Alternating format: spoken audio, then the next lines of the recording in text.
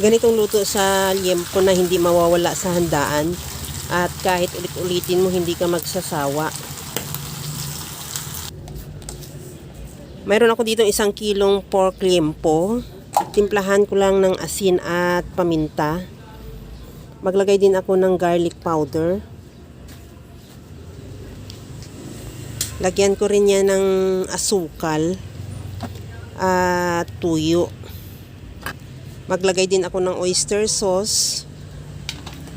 Lagyan ko rin ng tomato sauce. Pwede rin ketchup.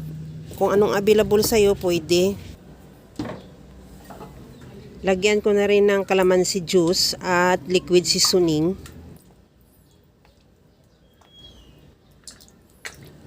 Ihalo lang hanggang sa magmix yung lahat nating ingredients sa ating pork liempo.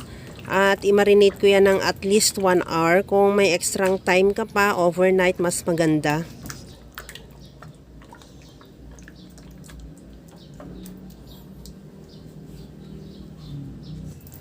Sa kawali naman, hindi na ako naglagay ng mantika. Ilagay na natin yung ating pork liempo na binabad.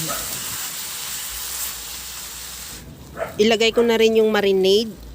At lagyan ko yan ng kunting tubig at ilagay ko na rin siguro mga kalahating cup lang para pampalambot sa ating karni.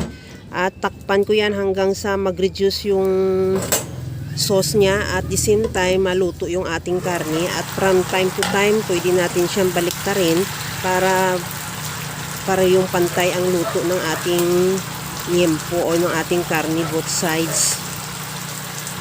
Ituloy lang yung pagluto hanggang sa mag-reduce na yung sauce at hanggang sa magkaroon ng dark spot o medyo mukhang inihaw na rin yung ating pork liempo. Dahil pork barbecue naman yung luto natin, kaya lang hindi natin yan niluto sa uling, sa kawali lang.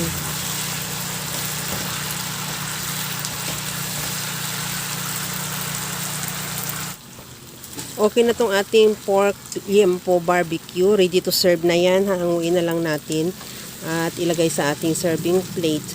Kaya mga kalasa, kung nagustuhan mo yung ating video, please like na lang at pakishare na rin sa inyong mga friends.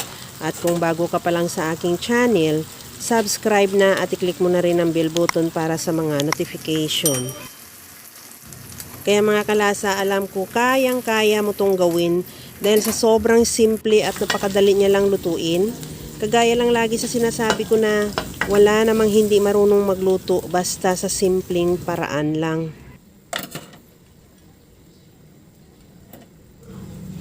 Ito na yung ating napakasimple at napakasarap na pork liempo barbecue. Ready to serve na.